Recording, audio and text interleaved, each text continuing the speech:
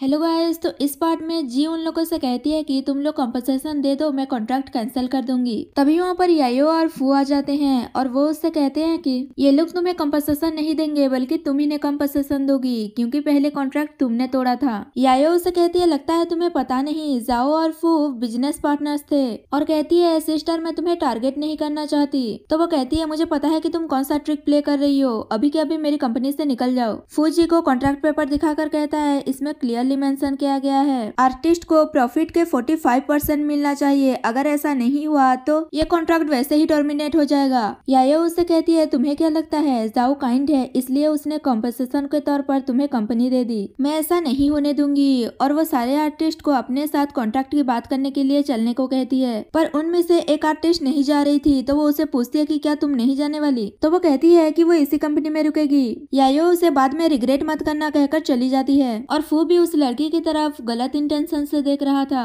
उसके बाद दिखाया जाता है जियांग और जी एक साथ खाना खा रहे थे, पर जी टेंशन में होती है। तो जियांग कहता है तुम टेंशन मत लो, जियांग ग्रुप है ना तुम्हें सपोर्ट करने के लिए। तो वो कहती है मैं जानती हूँ पर मैं अपनी एबिलिटी से सब कुछ ठीक करना चाहती हूँ। जियांग उसके पास जाता है और कहता है क्यों ना तुम मिस्टर यांग से मीटिंग फिक्स करने की कोशिश करो और रिलैक्स करो, मुझे पता है कि तुम सब कुछ ठीक कर लोगी, कहकर वो उसे प्यार से खाना खिलाता है। नेक्स्ट डे दिखाया जाता है जियांग और जी मिस्टर यान से मिलने गए थे। मिस्टर यान जी को देखकर कहते हैं कि तुम बिल्कुल तुम्हारी मॉम की तरह दिखती हो। और फिर जी उनसे अपनी मॉम के बारे में पूछती है तो वो बताते हैं कि जब एक्सीडेंट हुआ था तब हम सब एब्रॉड में थे, मुझे एक्सीडेंट के बाद पता चला पर तुम्हारी मॉम ने एक्सीडेंट से पहले मुझे कुछ भेजा था। और वो उसे एक बॉक्स देता है। जी जैसे ही खोलकर देखती है उसमें एक की होता है, तो वो बताता है कि ये तुम्हारे काम आएगा। और तभी उसे कुछ काम आ जाता है तो वो अपने एक एम्प्लॉय को उनसे मीटिंग करने के लिए कहकर वहाँ से चला जाता है, पर वो एम्प्लॉय जी से फ्लर्ट करने लगता है और जियांग ये देखकर जेलिस हो रहा था। नेक्स्ट सीन में जियांग जी को समझा रहा था कि चिंता मत करो सब कुछ ठीक हो जाएगा। तो वो कहती है अगर मेरी मॉम मेरे डैड से नहीं मिली होती तो शायद अब वो खुश होती और जिंदा होती।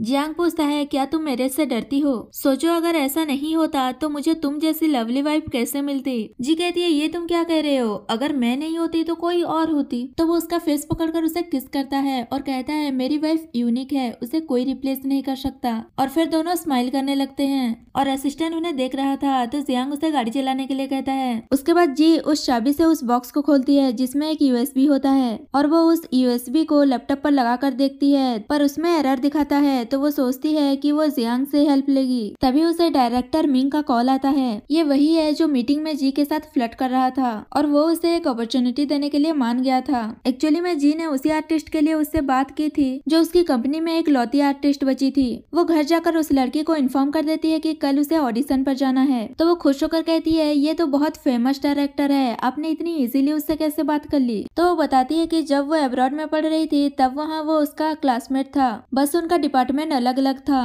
वो लड़की थोड़ा परेशान होते हुए कहती है ऑडिशन में जो उसे कैरेक्टर दिया गया है वो अपने बॉस को सेड्यूस करने वाला है और उसे इसका कोई एक्सपीरियंस नहीं है। जी कहती है ये इतना हार्ड भी नहीं है, मैं तुम्हें बताती हूँ, कहकर वो ऐसे अजीब अजीब हरकतें करके दिखा रही थी और पीछे से जियांग आकर उसे ऐसे देख रहा था। तभी वो लड़की जियांग को नोटिस कर लेती है और वो जी को बताती है तो वो जल्दी जल्दी फोन कट कर देती है। जियांग उसे छेड़ते हुए कहता है मुझे नहीं पता था कि तुम्हारी कंपनी में ये सब भी होता है। तो वो कहती है ऐसा कुछ नहीं है जैसा तुम सोच रहे हो, और वैसे आने से पहले डोर नॉक क्यों नहीं किया। जियांग कहता है ये मेरा हाउस है, मैं यहाँ नॉक करके क्यों आऊँ, अगर तुम्हें प्रैक्टिस करना है तो मैं तुम्हारी हेल्प कर सकता हूँ, कहकर उसे किस करने लगता है। तो वो मना करती है कि इसकी कोई जरूरत नहीं है और वो उसे खुद से दूर करती है और कुछ ऐसे एक्शन करके अपने आप को कवर करके कहती है कि अब मुझे सोना है। तो जियांग उसके पास जाता है और उसे किस करके वहाँ से जाने लगता है और जाते जाते भी उसे छेड़ते हुए जाता है जिससे जी शर्माने लगती है और यहाँ पर ये पार्ट खत्म हो जाता है।